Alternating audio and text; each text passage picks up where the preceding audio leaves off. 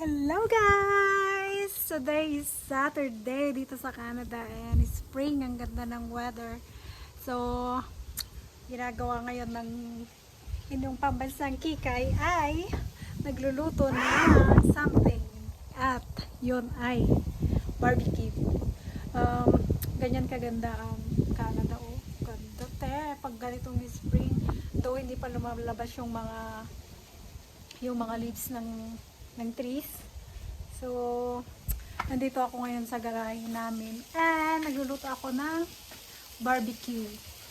Masarap yung barbecue ko. And namiss ko yung barbecue na yan kasi nabibili siya somewhere sa Pilipinas na street food siya. And ayun yung sasakyan ko. Grabe siya.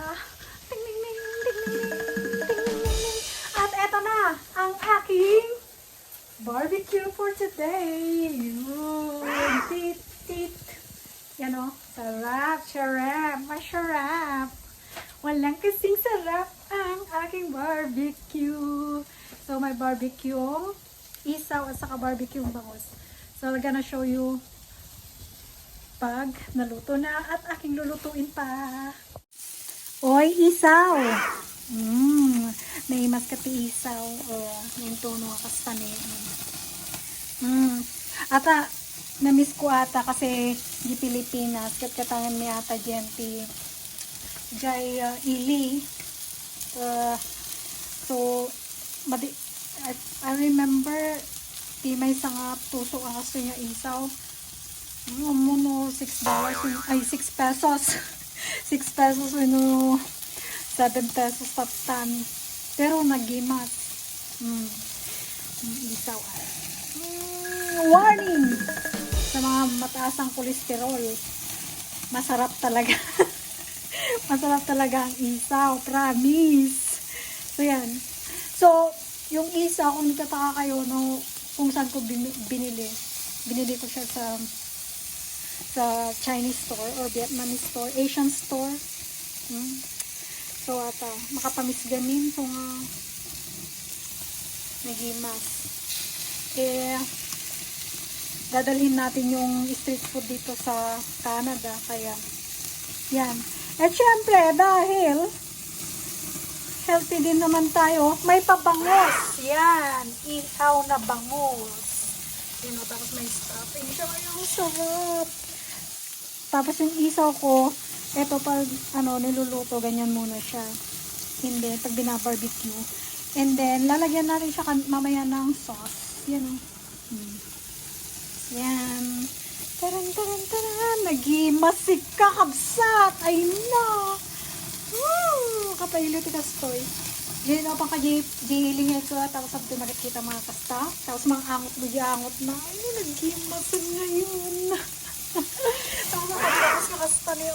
Ay, sausaw mo ti bago nga kalamansi na. Tapos dasili na. Manang biday. Lukat mo man. Tanagimas nga lauton. So, ganda ba ulit, napakitak pati jay sauce na, tapos si sauce na, gisawsawan na ito. Nakaduan na kami tumangan. So, para malasa siya, nilalagyan ko siya ng sauce. Yan. Pinapairan ko siya ng ketchup at saka honey lemon garlic. Yan. Kasi mas malasa siya pag meron ganyan. Imas no, dati sauce na. Nagimasan. Tapos niluto nga crispy na. So, yan. Yan ang isaw. Well, malinis naman siya kasi pinakuluan ko ng matagal kahapon.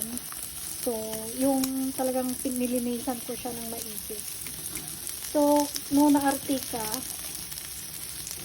madi mo maranasan ti raman na ti isaw. You will miss it. You will miss half of your life. Ganon mga be. Kasi sarap-sarap mo. Oh my gosh. O, diba? Diba? So nga, guaranteed yan. Malinis yan. Mabango pa. Ay, nagbango ka. Kasi barbecue nga talaga. Wow, di ba? Yan ang sikreto ng ingredients ng isaw. Katot sikreto na. So nga, walang summer manan. So, gagawin namin ulit natin business yan. Magbi-business ulit tayo. Ang sarap talaga ng isaw, be! Birok-birokan yan at isaw naman ang bidaya. Ano, kastan.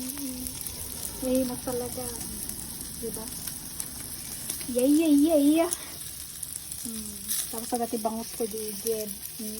Bangus. Isaw. Isaw kayo dyan.